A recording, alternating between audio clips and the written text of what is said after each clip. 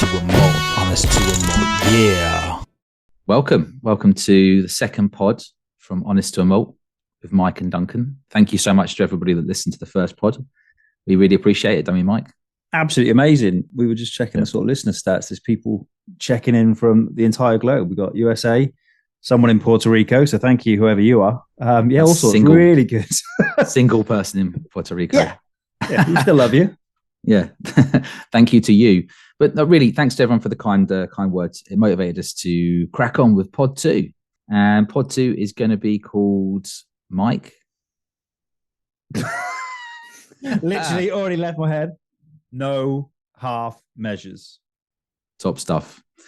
So since pod 1, we got some new microphones and we've pimped the logo a little bit. And we're also working on some sound bites and bits and pieces to do. And Mike, I just want to put you on the spot a bit here. Do you remember your Woody? Do you remember your Woody Allen impression?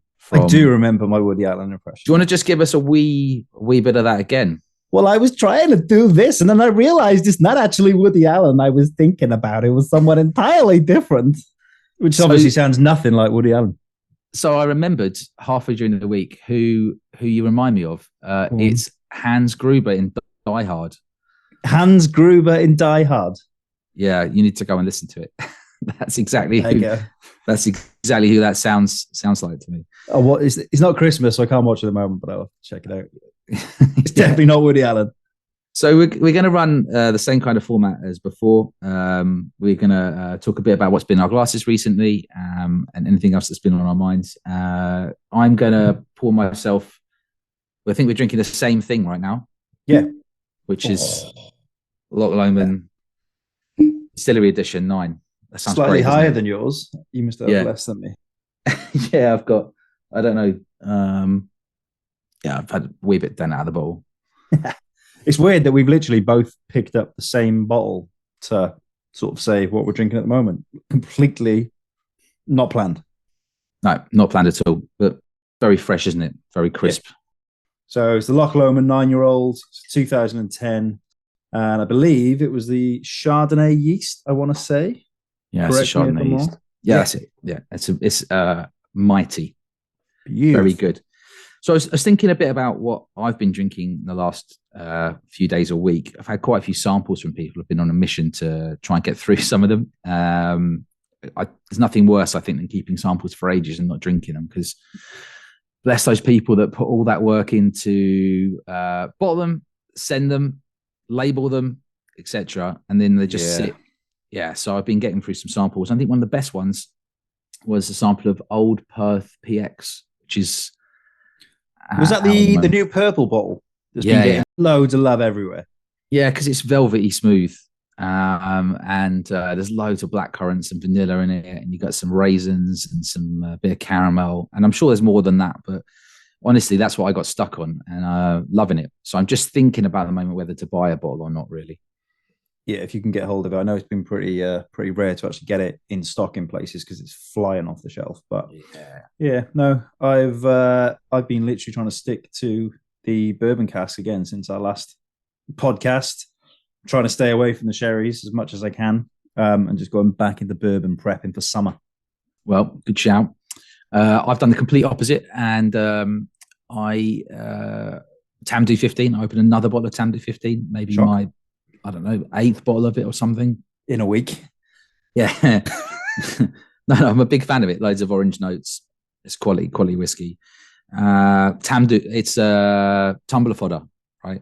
You are a Tamdhu fanboy. I know 2 people who are like in love with Tamdhu. It's yourself and Alistair, who's Spirit and Wood. And yeah, if you ever both got together and talked about this, never get a word in.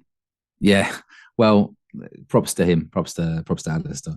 So I've been drinking a lot of that. I opened a bottle of Glengoyne single cask 20-year-old, which was an auction bargain from Master of Malt, but I got it off SWA. I think I got it for 2/3 of what it cost. I'm not saying it's not worth the RRP, but if someone wants to sell it for less than it costs, I'll take it off your hands. Yeah, thank you. So thanks to whoever sold that one. And it's as you would sort of expect. You know, the notes are pretty much spot on from Master of Malt, but it's got a nice crispness and oiliness to it, and I've opened it up so it will air a bit for the summer, right? Because it's like sherry refill, I think. Well, I was hoping not to buy any more bottles, and since the last poll, I got a bit of a not feedback, should we say? I think someone was like celebratory, like that's amazing you got that many bottles open, but some people really got offended. I won't name. Did they really?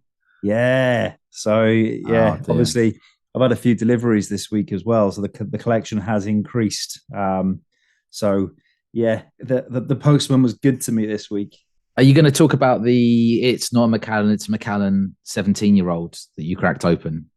Well, yeah, I only opened it last night. So the neck pour was immense, really good.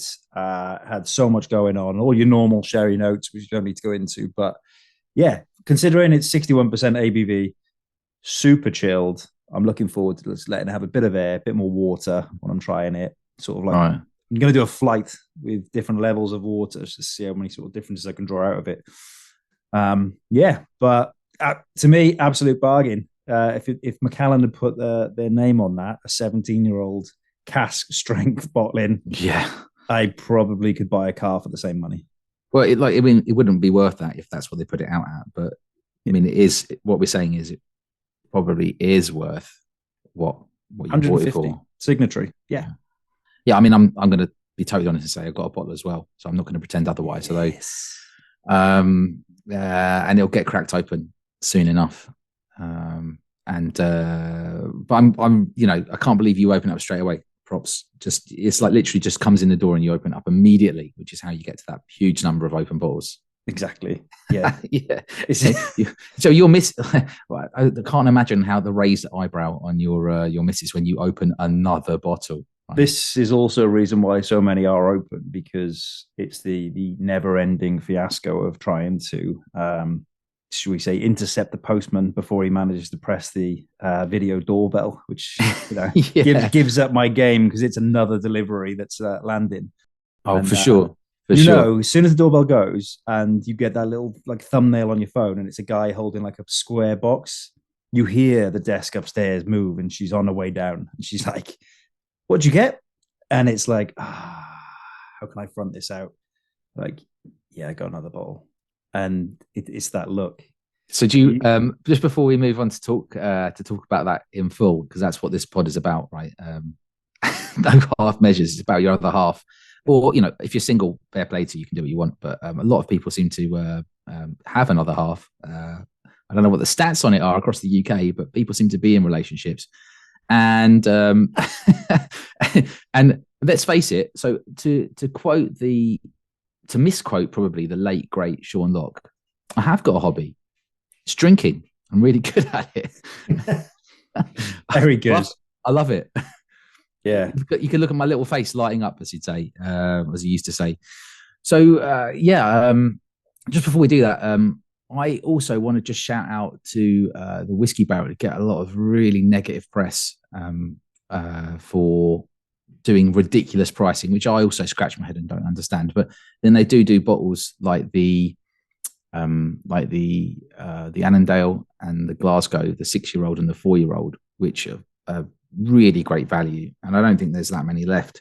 And we're not affiliated to anybody, just to be clear. But I've been finishing those off and really enjoying them and really having a hard think about whether I buy another one, because I love them, but at the same time, I've already had a bottle, right, or almost had a bottle, and they are tremendous.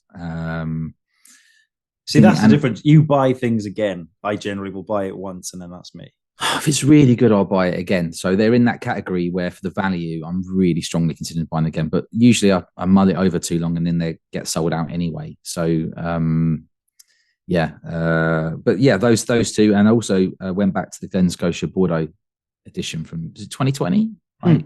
Yeah, the Campbelltown release. I think it was 2020. The one was non-peated. I was having a bit more of that, and to be honest, I wasn't as in love with it as I was before. I still had all the orange blossom notes, and I don't know, maybe it just wasn't in the mood. I still really hit and miss on red wine finishes for me. Or I love them. No, I don't know.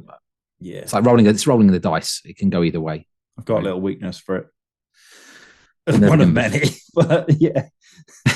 Never going to fully understand it. So, partners. Yes. You are in a lucky position to an extent. Yeah, I mean, I thought, I am, and so lots of love to to Maria, my other half. But everyone gets it a little bit, and I think the hard thing for people to understand is, look, it's a hobby, right? And when you're really passionate about something, you can seem a little weird about it. So, what I thought we could explore. I was having to think about it during the week, and I view it as like levels of disbelief, and each new thing so look. You can always have been into whiskey, but when you start to take it really mega seriously, you get this sort of levels of disbelief from the other half, right? It's sort of creepy. And so I was thinking about them and what things caused, more than a raised eyebrow, right? So now I don't know if you want to tell it, but you told me a story about maybe answering the door recently. Do you want to share that one? Well, you'll have to specify because there's been a few door knocks. Well, when you specifically wanted to answer the door but couldn't answer the door because of your dress attire. Right? Oh, yeah. So that's a prime example, right, of where it went wrong for you. Yeah. It's just mistimings again. Like you're treading, I can tell already, you're treading carefully. Is she going to listen? Always tread carefully. Yeah, of course she's going to listen. So the thing is, as honest as malt, but we can't reveal everything. I'd like to come on like, you can't see me, but I don't want black eyes next time. No, so you always get, depending on which company you buy them from, you get the DPD delivery notices, and you're like, yes, that's good. DPD, you're going to give me an hour's time slot, and you're going to stick to it. You're my friend. Royal Mail, you may as well. They're on your side, DPD, aren't they? They're on your side. Yeah, they're helping me. They know. The guy knows. He knows. He knocks lightly sometimes. He can tell. He knows. He gives you a call on your burner phone. Yeah, he's like on the whiskey phone. He's like, Mike, is he okay? I'm around the corner. I've got the bottle. I'm in the unmarked van. Put the dog away. I'm coming. Give him a treat. He'll make no noise. But yeah, so he's helping you out, right? But Royal DPD, Mail, definite friend. Royal Mail, 50-50. One bloke, absolute legend of a postie. If I get him, he'll keep me on a doorstep because he's like really interested in the whole idea of me having whiskey and stuff. He's glanced in my window and seen my He's whiskey. A fan. He's like, what have you got here? Brilliant. Really excited. I'm like, mate, you're doing my legs massively. But if I'm not in, he'll still like hand a package over to Lara and then be like, what's he got now? What's he getting? And I'm like, mate, you're really not helping. You're completely doing my legs. He's like, is that one expensive? Is it? Yeah. Is that one really expensive? Whereas the other one, like, we'll just leave it potentially by the door and just give a tiny little knock if it's like whiskey. I think he's just picked up on the vibe as well.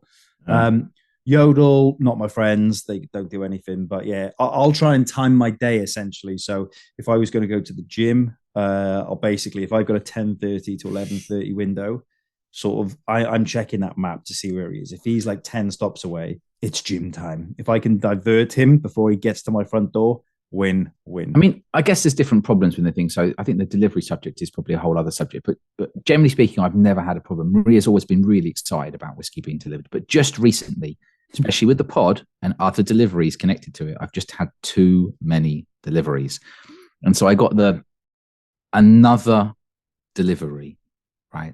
And I know, yeah. And another delivery. And, hands up, that's exactly right. Maybe it's just too many deliveries. And then rightfully so, shall I start buying shoes again? Which fair play. I get it, because if it was me and the other person was getting loads of deliveries and I wasn't getting any, then yeah, exactly. Right. So but with that in mind, this week I did get one where I looked out the window and I saw them pull up and I sprinted as fast as I could.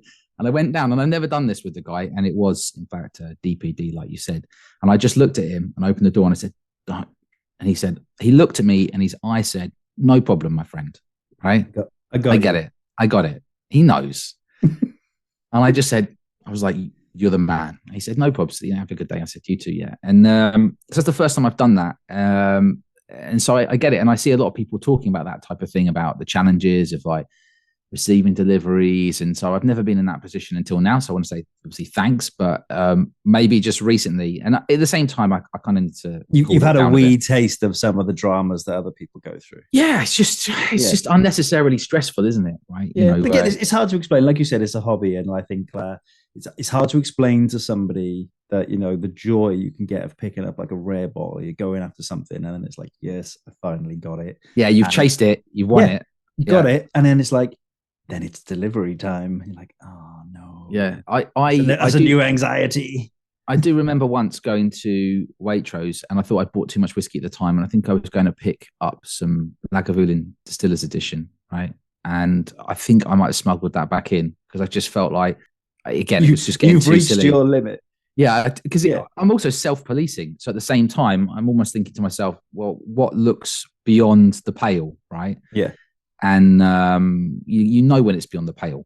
You know when you've just got too many deliveries in a period of time. So that's one. I call that one level of despair, which is another delivery. The eyebrow raise. Yeah, another one. So I was thinking about what other types of levels. So the next one for me was when I started to really get into whiskey was Maria saying, "You're sending samples to a stranger." Oh yes, you don't even know them. And I was like, yeah, but we know each other on Twitter. Right? I can guarantee, did the question come up, how do you know they haven't just peed in a bottle and sent it to you? Yeah. Yeah. How do you know it? But that's also in my head, right? How do you know that they're going to send, and everyone sent whiskey so far. So, yeah. But is it, maybe they're just sending Hay Club or Waterford or something, right? Yeah. And they're pretending that, I think it's a 24-year-old Glen Grant or whatever, so there's that was another level. You're sending samples to a stranger. I said, like, these aren't a stranger. This is the community. Right? These are my friends. They're my whiskey friends. These are my new friends, right? And so actually that's another one. Whiskey friends. You've got friends just for whiskey. Yep. Whiskey friends. I'm like, yep, whiskey friends. That's the thing. Like, you get chatting to people and then you're like, oh, we'll meet up. And then you go and meet them. And so I've also had maybe it's me. Maybe how we met. Yeah, right. Let's take complete a punt random. On people. Who wants? I've got a spare ticket to Whiskey Live. It's not going to cost you a penny. Anyone in London fancy it? I'm daring to make friends as I get older. Right. You got to open yourself up. Yeah, it's bringing people together. What else was another one? Are you buying a book about whiskey? That was one I got. I don't know if you've got that one. I've had, that's another book that's never going to get opened. That's because you don't read them, though. That's because they look nice. Yeah, you deserve that, yeah. I can't remember the guy. This will annoy people out there. There's a really old book that's the original notes that the Japanese lad that came over all the way back in the day before Japanese distilling was set up. Right. He did his work experience in Scotland, and he basically drew and wrote down everything about the production to take back to Japan. You've got the original copy. Yeah, Nicola. So I've got this book, and it is just immense. And I just open it, and I've looked at the pictures a couple of times. I'm like, that's quality. One day I'm going to sit down and read that, and it has not moved from my bedside table. Well, I'm sure you'll read it at one point. I might borrow it off you and read it. I'm trustworthy. I'm a whiskey friend. You're a whiskey friend, but are you a book lending friend? There's a difference. Yeah, I am. I can be trusted. So, one of the big ones I got was, and this was a real game changer. What do you mean you're buying fridges to put whiskey in? Go on. So this is sort of new to me. I am not familiar with the concept. Well, you've got to store bottles that you aren't going to drink immediately, right? In suitable temperatures. So, I've got fridges which will go to 18 degrees, and you can store bottles vertically in them, and they are UV screened off. So I strip out the shelves in them, and then I put the bottles in, and that way I could store the bottles. It's like storing it in a cellar. Is that where you put all your Bell's decanters? Yeah, all my Bells, all my teachers. It's all in. It's all in subcold fridges, right? Love yeah. But so I had that one, and I think fair enough because that was quite a step, right? That's a big step. That's a step up from me. I was taking that really seriously though because I really want bottles to keep. Right. So if I buy like a Ghost Distillery bottle or something, and I'm like, okay, well, I buy this, and then I want to make sure that it's kept properly. Then wait, unless you're going to put it in a cellar, where are you going to put it? So I did some research and basically got fridges, and then in those fridges, stored vertically at the right temperature, with no sunlight getting in. The bottle's going to keep in perfect conditions. Just basically just wine, treating it the same as wine. Yeah, pretty much. Yeah, treating it exactly like wine, except obviously you store it vertically and not horizontally, right? But otherwise, yes, you have to find fridges which actually fit that. So when I was doing the research, there was, a lot of what are you doing? And I was like, no, but it's really important. It can't have temperature fluctuation. Oh, wow. And so that's super nerdy, right? I feel like you don't realize how lucky you are with your other half. If I'd suggested a fridge just for whiskey, I think, put it this way. But if you've got a fridge for wine, what's the difference, right?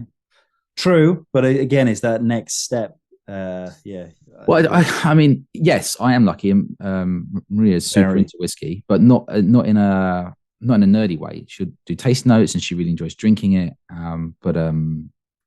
Yeah. Honestly, you don't know how lucky you are. Yeah. So what do you think then is I think for me, the biggest, probably Samples to a Stranger. Whiskey Festival as well. That got. Yeah. Well, to be fair, like I mentioned how we met, I think Lara was like, so you're just meeting up with two blokes that you've never met from the internet to go and drink whiskey. I'm like, yeah. Festival. It's like, you're just going to spend a whole day drinking whiskey with strangers. I'm like, yeah. I mean, it sounds perfect to me. I like chatting. I'm going to spend a whole day just doing my hobby, which is what I'm really good at, which is drinking really high strength Danish whiskey with strangers. Yeah, seven. I'm going to start with a 71% whiskey, so I can't taste anything else for the rest of the day, because you're a veteran at this sort of thing. Yeah. I know. I've got festivals down. I tried that Danish whiskey after you at Whiskey Live last year, right at the end of the show, and I could taste it for 3 days. Yeah, that's how good it is. That's when you know it's good. So when you talk about a finish, and if I was reviewing that, it's Danish. Yeah, hey, that was actually really good, Mike. I would say it lasted for 3 days, right? 3 days. How long's the finish on that one? 3 days. That's good. Do you know what? Exactly. That's what you're paying for. Good value for money. You can buy one shot, and you're going to taste that bad boy for 3 whole days. That is a value. Yeah. So we said that we would keep this pod a bit more succinct. So we just big shout out to all the people who listen to it, and also all the partners who are putting up with us hobbyists. What a horrible word that is. Being totally nuts about whiskey, and also all of the ingenuity that goes into smuggling whiskey into the house. Yes. Please contact us with your stories. The social media for the channel should all be live now. Instagram, Twitter, all the usual places. If you've got good stories about other halves and sneaking stuff in, just drop us a message. We might mention it sometime. We can revisit things. That would be nice, actually, if people posted, if they felt it was safe to post funny stories back. And then it's a bit of a teaser, because we're getting queued up to have guests on. But also, we've come up with an idea. We're going to do Bruce Buffer UFC style intros for guests. Yes, we are. So if you want to be a guest now, we are opening up to guests, and you will get your own Bruce Buffer style UFC entrance. We've already done some test, and maybe we might play one during this podcast. We might add one in and see. Yeah. And now it's time for the main event of the podcast. Introducing first, a one-episode veteran holding a professional pod record of 1-0. A Welshman who has never snagged a bottle of local barley in his life. Who has over 250 open bottles and still the honest to a malt co-host, Mike Whiskey Wings. Well, Mike, any closing words for the pod today? No, again, just to reiterate, thank you. Keep listening. Although you're definitely not going to, please subscribe and give us some reviews so we can start climbing and spread ourselves a little bit wider. And also thank you to Laura if you're listening for putting up with my rubbish. Oh my gosh, yeah. Thanks to Maria as well. Thanks to if you're single, just enjoy it. Thanks to you as well. Yeah, Thanks to you. Honestly, you're saving yourself a headache. Thanks to all the partners for putting up with us. All right, everyone, have a good one. See you next time. Bye bye.